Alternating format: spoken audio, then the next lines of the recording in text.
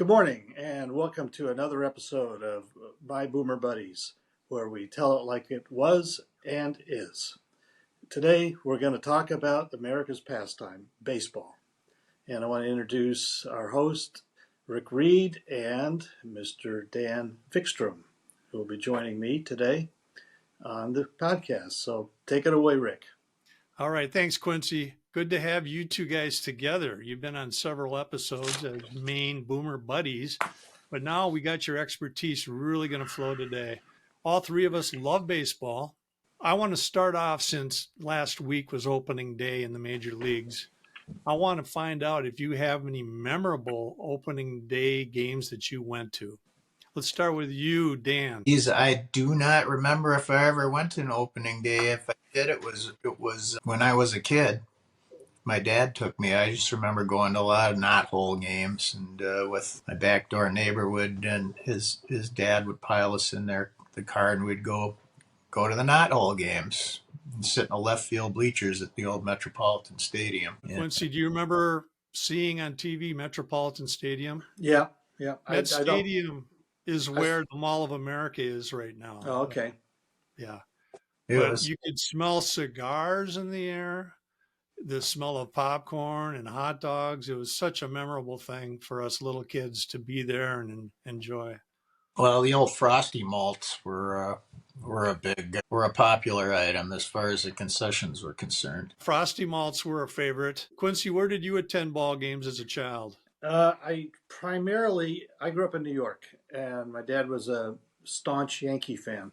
So I spent many a Sunday afternoon at Yankee Stadium when they had double headers back then, as you may recall. You probably don't recall, but they did have in the 50s and 60s. I was just to be a contrary child, I was initially a Dodgers fan, Brooklyn Dodgers fan, when I was a real little kid. And then when they left town in 57, I couldn't root for the Yankees just because I was that contrary child. And so I kind of picked up the Braves, Milwaukee Braves, because they'd beaten the Yankees in the 57 World Series. So I kind of rooted for the Braves, Hank Aaron, Joe Adcock, Eddie Matthews, Warren Spahn, all those guys. And then the Mets came along. So I became a serious Mets fan. And so my only opening day I ever attended was in 1964, the first day that they opened Shea Stadium.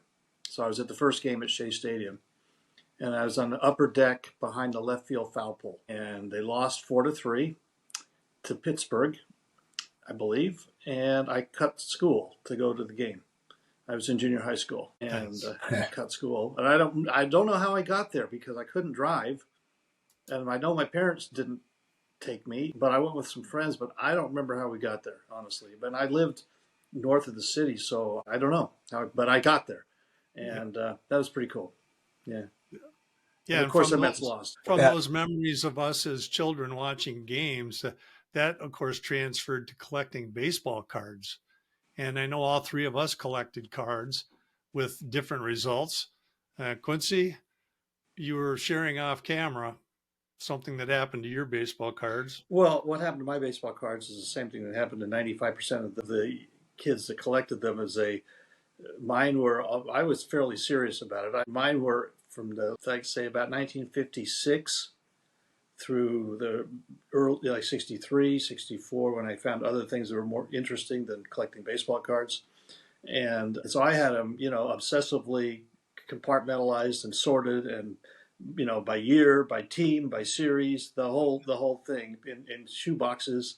And when I went away to college, I thought, well, these are like heirlooms. So I put them safely in the basement closet, all stacked up there. And unfortunately, we had a stream behind our house that could turn into a raging torrent we used to get the tail end of hurricanes where I lived in New York. And one day I was away at college, and I talking to my mother and dad on the weekly phone call that we used to have to make. And she says, oh, by the way, the big hurricane that went through, we had a flood. And, your baseball cards got all turned into a lump of cardboard, so I threw them all out. They picked me up off the floor, and it's like, oh, my God. So they're gone. They're gone.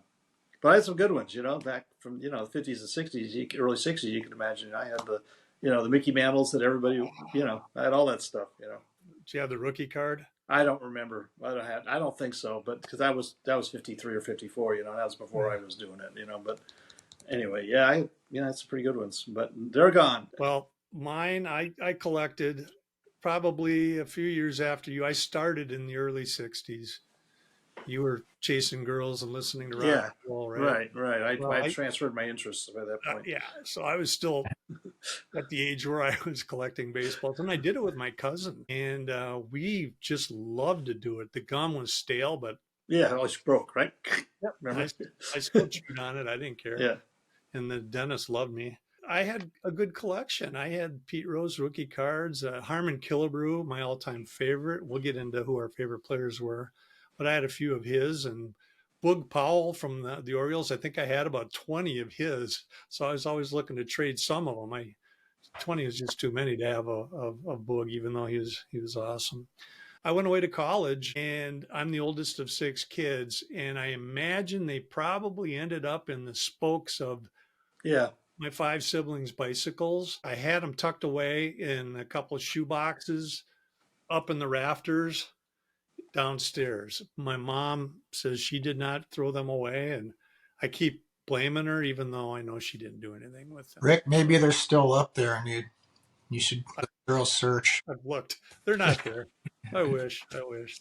And Dan, you're one of the 5%ers. Yeah, I kind of got jump started on collecting them because I was probably about 6 years sick, maybe about 6, 7 years old. An older family friend of ours, probably about 6 years older than me, said, "Hey, do you want this box of baseball cards?" I said, "Sure, I'll take them."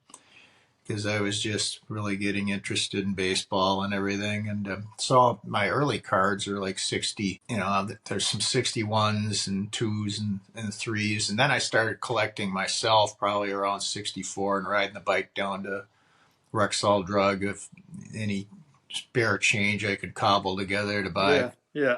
as many packs of baseball cards as I could. And so probably my most valuable card I still have is a Pete Rose rookie card. But I've got a lot of the Mantles and Mays and McCoveys, and my favorite card is a '63 Koufax because he's my favorite player. So, and I collected up through into the early '70s, I think, and then I guess interests kind of diverged too for me, like they did for you, Quincy. But luckily, mine didn't get tossed. Yeah. Tossed in the garbage. So I still have at least bulk of them for the most part. And the more valuable ones I have in the plastic pages where there's about 9 of them on each page. Do you guys remember? And I think the most popular brand was Tops, Yes. right? Right. Yeah, I also had Fleer but Tops were the Yep. ones we all wanted. And do you remember they didn't just release them all at once? They came out in series 1, series 2. Yeah. They're released during the year, and you'd wait. You knew that the new series was coming out, and we go down to Pearson Schiller. That was where we got them at this little stationery store in our town.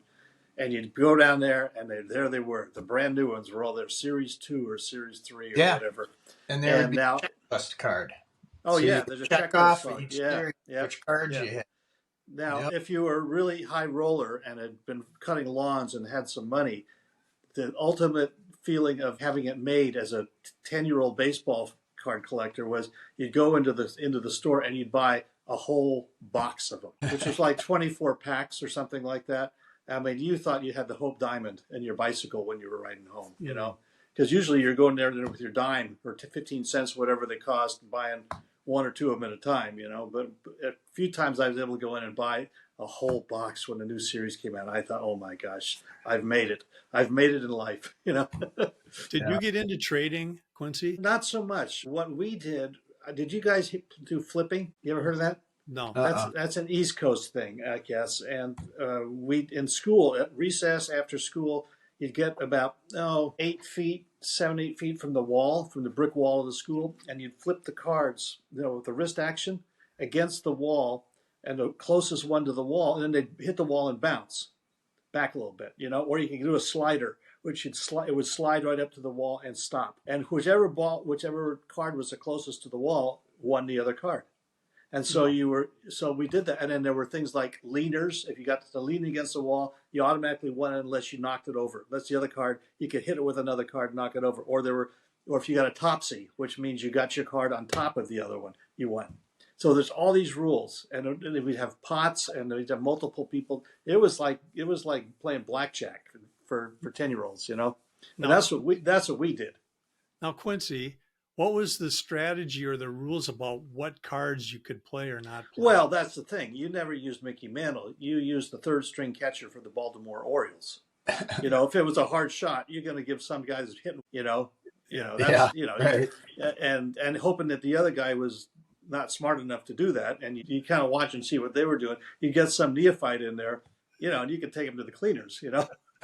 They're flipping up Mickey Mantle, Mickey, and you're getting up, the guy's hitting 179 for the Kansas City Athletics, so, and you knew all that stuff. And you knew all those guys, Flipping, never heard of that. Flipping, yeah. I guess it was a local East Coast thing. I don't know, but I was pretty good at it, and so this is a moneymaker for me, Yeah. So you had your flipping cards, you had your collecting cards, and then you had your cards to use in the spokes of your bicycle, which is a whole nother story. That sound, you hear that sound, you'd know exactly what it was, right? Sure. And you had it all cataloged, just like all your records. Oh yeah, everything was organized, and right. Dan, we did a show with Quincy, him and I, about records and Buddy Holly and all that. And you supplied pictures of records that you still have, Quincy. That's so impressive. Yeah, I don't have the baseball cards, but I've got all the records. So yeah, but the point is you categorize them the same way. Unfortunately, you had that flood. But baseball cards were fun, and it's too bad we outgrew them. And in 2 out of the 3 here, we lost our cards. Something happened to them. Let me ask you who your favorite players were or are. I know, Dan, you tipped your hand and I did. So, Quincy, who was your favorite player? I'd say my all-time favorite, and I just happen to have his hat, not his personal hat, but it's a Milwaukee Braves hat, Hank Aaron. And you can see the little thing there? Yeah. I got that as a present from my wife a few years ago, and that's signed by Hank Aaron. So, nice. Yeah, Hammer and Hank. Hammer and Hank, And he was my favorite. I'd get up every morning and get the New York Times off the front porch, and I'd go and look at the box score and see that he was 3 for 5 or 2 for 4. He was always 2 for 4 or 3 for 5. He was never 0 for 5, Yeah, just like clockwork, And that's without the benefit of seeing him on TV, because I lived in New York and he was playing in Milwaukee. I never got to see this guy until he would come and play in the early 60s. He'd come to New York to play the Mets. So I got to see him live a few times playing the Mets. One of my baseball memories is watching him in '74 hitting home run 715, which broke the Babe's record, and rounding the bases and the crowd going crazy and on national TV. I'd say my other favorite one is Tom Seaver. Oh, the Amazing Mets. Yeah, the Amazing Mets. Yeah, I lived that every day, I've got to tell you. We had Jerry Koosman, Minnesota. That's right. That's right. Mets. Yeah. From Morris, Minnesota. In college, we went to the University of Minnesota at Morris, and there's a bar there. Met Lounge. Yeah. Met Lounge. Big poster of Koosman in there. It was his bar, at least. I don't know if he owned it at the time we were there, but he didn't open it. It was his place. We spend a lot of our book money there, Quincy. Did you? Yeah. Yeah, he was good. Koosman was good. Mine, Harmon Killebrew. I just liked him as a person. He was such a kind-hearted, good guy. Yeah. Idaho farm boy. Yeah, potato farmer, country strong. That guy he had powerful shoulders and forearms, and he could hit the ball. He's only, 5'10", Dan? But, man, he could send it. Oh, yeah. So just really I liked him and what he did for the community and just all around for baseball. What was your favorite player, Dan? Mine was Sandy Koufax. It's just because of, he started out with Brooklyn at the Dodgers, as you know, in '55, and his career really didn't take off until the second half of his career, and it was a short career, relatively speaking, 12 years. But the second half of his career was just utterly amazing statistically, and he had to retire because the last 2 seasons of his career, which were arguably his best, he was pitching with what had been diagnosed as arthritis in his pitching arm. He was a left-hander.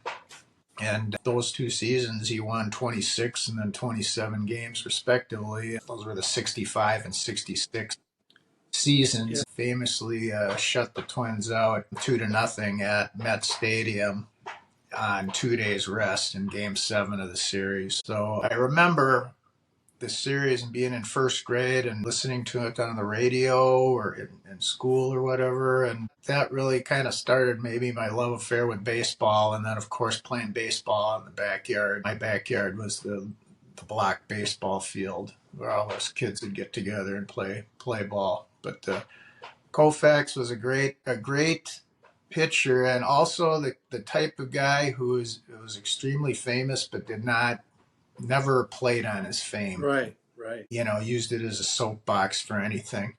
Lived mostly a private life since then, and kind of like a Neil Armstrong type. Never.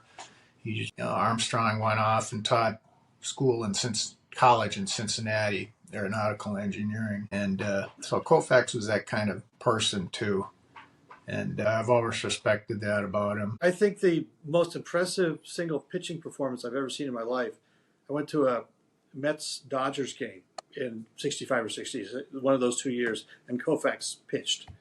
And it was just was not fair. First of all, he's playing the Mets, who were the Mets, who were still the hapless Mets of those years. And it just wasn't fair. I've never seen a more dominant performance. It was amazing to just sit there and be in person and watch that and see you get a whole different feel of the velocity of some pitches when you see them live rather than on TV. It was pretty amazing. The guy remember that.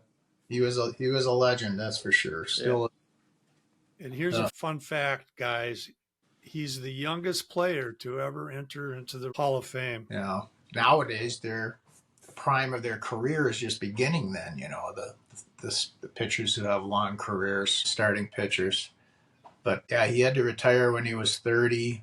And he left his mark on the game, that's for sure. He was the only one to win 3 Cy Young Awards, and all of them unanimous votes, and the only one to win 3 unanimously, and the only one to win 3 when there was only 1 award between the 2 leagues. They went to having a Cy Young winner in each league after that, I think beginning maybe sometime in the 70s. But just one of his stats there. Well, he's a good person to choose as your favorite, that's for sure. I think we're all in consensus what a great player he was and wonderful person. Guys, I want to shift gears now. Let's talk about some World Series memories. 1968, Tigers versus the Cardinals. I'm still in elementary school. Quincy, you're probably living large by then. Freshman in college. Yeah, you're living large. So what year was this? 68? That was 68. Yeah, right. Tigers and Cardinals. Our 6th grade teacher, was it 5th grade? 5th grade. He wheeled in a TV and we watched every afternoon game in the classroom. I just remember how intense the pitching duels were. Bob Gibson was an animal. I'd hate to face him. Yeah. They called that, I think, the year of the pitcher or something. I think it was the season. He had an amazing ERA. Wasn't it like 112 for the season or something like that? He just a totally dominating season. I remember that series too because Danny McLean had won 31 games that season, and of course he was the big stud going in. But Mickey Lolich ended up winning 3 World Series games, fellow starting pitcher, and went 7 games. Another great World Series. That was very memorable. That was the first World Series besides the Twins and Koufax. I was a little young, but I really got into it when they brought the TV into the room, and it helped me want to get more baseball cards too, Quincy. Yeah. Quincy, how about you? I got a few. I remember watching the Don Larson perfect game in '56 in my friend's living room after school. He struck out like Dale Mitchell to end the game, and then of course the '69 Mets, the Miracle Mets. I lived and breathed that all year because you got to realize that for those of you who don't recall, the Mets came into existence in '62 and proceeded to finish in last place from '62 to '68, and it wasn't even close. Yep. And they were lovable, but they were just awful. And all of a sudden, they went from 9th place to 1st place, won the National League, and then there was supposed to be a walkover for the Baltimore Orioles, over the Mets, and the Mets beat them. And it was pretty amazing. It was funny. I live in Chicago.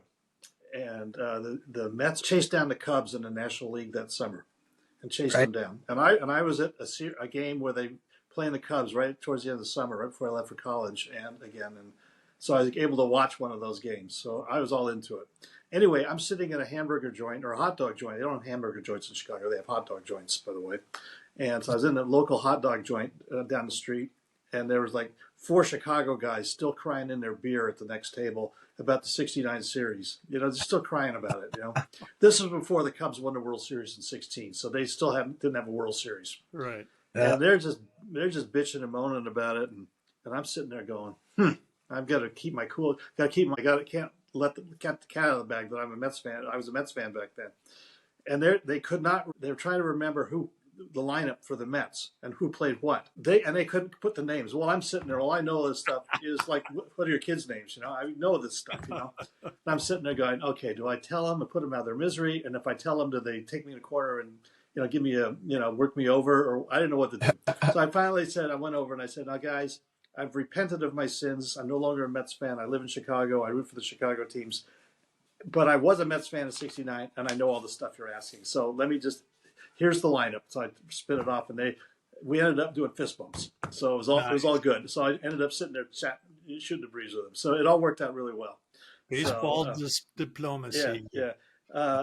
The '60 Pirates Yankees series where Bill Mazeroski hit the home run. Now, I was in the back of the school bus riding home from junior high school when that happened. And I didn't like the Yankees. Bill Mazeroski hit the home run while we were on the bus. And everybody had their transistor radios up to their ear in those days, right? Listening to the game. Mostly Yankee fans all Yankee fans in the bus. And this big roar of dismay goes up. And I jump up, not even thinking, going, yeah! Because I was rooting for the Pirates, and all these eyes turned at me. I was like, uh-oh. Bad decision. So now in Pittsburgh, my wife, Fran, who just passed away a few years ago, and was not a baseball fan, but I kind of got her into it a little bit, But she goes, I remember talking to her early on and talking about baseball, and she says, well, I only went to a couple of baseball games as a kid, but she says, the only one I really remember is, I think it was like a really important, I think like the World Series or something, She says, and I won some sort of competition at school, and the prize was like a ticket to the baseball game. And I got this really cool stuffed baseball player doll. It was so cool. She says, and then at the end of the game, some guy hit a home run and won the game, and everybody went crazy. And I go, oh my gosh. She's at the Mazeroski game, has no clue what she was. That's the way it always is. And I'm riding the school bus, listening to the transistor radio. Dan, how about you? What's your favorite? Well, it's got to be the '87 series where the Twins beat the Cardinals in 7 games, and I was lucky enough to get to go to all 4 home games. We saw, I think Rick, you were there in Game 7. Our boss at the time actually gave us tickets for the company suite to watch Game 7 along the first baseline. That series is kind of known as where they kind of brought out the Homer Hanky. They invented it basically, and that's the handkerchief which everybody waves. A lot of teams kind of copied that since then, but that's where that happened. But just that series and the memories. My wife's boss let her skip work to camp out overnight at the Dayton's parking lot in order to try to get tickets for games 1 and 2. And she was one of the last few in line before they ran out of tickets to get tickets. So for games 1 and 2, we were up in the nosebleeds. And Game 6, our baseball buddies, town ball buddies came through. Rick and I got to go and sit in right field for that. And then Game 7, of course, in the suite. And the noise in the Metrodome was so memorable, how loud it was in there. Enclosed stadium, and there was nowhere for the noise to go. And people in Minnesota were so starving for a winner. We hadn't had a winner since the Lakers had left town, NBA. And of course, NBA wasn't huge, like it became when they left town. So it was a monkey off the back of Minnesota fans when they won this series. So that was the most memorable moment in the series for me. And Quincy, they were like the Mets, where they were last place. They weren't good, and then they were the Washington Senators first, weren't they? Then they moved from Washington. Yep. 61. Yeah. Correct. And then Dan, 91 also, we were there, and these suites had plexiglass walls. I think we could open them up by 91, but we knew what time after one of the games we won because Dan smashed his forearms against the plexiglass and his watch stopped at the exact same. Well, when was it that the Braves played the Twins? Didn't the Braves play the That was Twins in the World 91. Series in the 90s? Was that 91? That was That was a 91. good series. Jack Morris pitched his 10-inning 1-0 shutout to win it. It's hometown boys from St. Paul, and he came back and played for the Twins one season. And what a memorable way to come back was to pitch that shutout in Game 7. And I think there were 3 or 4 extra inning games in that series. A very Yeah, it was it was. I nailed was rooting for the Braves. series. I was back rooting for the Braves at that point because I lived in Salt Lake City, which was a non-major league city, and the only games I could watch was TBS, Yeah. the Superstation. So I got all the Braves games. So I got to watch Glavine and Dale Murphy and all those guys. And We still like you anyway. yeah. But I just remember that series was a fantastic series. Well, yeah, Puckett won the Game 6 with a home run. And I believe that was extra innings too, wasn't it, Rick? The old And you we'll were at, see you tomorrow night. Jack yeah, Buck. or Jack Buck. That was Yeah. his call. Guys, we're starting to wind down here as far as our time. I want to just throw one more out at you. I didn't prep you for this, but let's put you on the spot. Favorite all-time baseball movie? Do you want me to give you some ideas? I got mine. Let Dan think about it. Go ahead, Quince. What do you have for your Well, favorite? I could pick something like The Natural or A League of Their Own, or which are all great shows. But I'll take the low road and say Major League. I just every time I see it, I just laugh. I can't help it. I just laugh. It made the list. Just a little outside. Dan, how about you? That's a good question. I probably have to put a lot more thought into it, but I remember the movie called Fear Strikes Out about Jimmy Baseball. Yeah. Really a baseball movie, but pretty intense drama too. Anthony Perkins played Jimmy Pearsall, and he was just driven by his father, and his father just kind of drove him crazy, just insisting that he succeed. And so I remember that one, but there's a lot of good. Well, I'll give you mine if you want to hear it. Bull Durham. Oh yeah, that's a good one.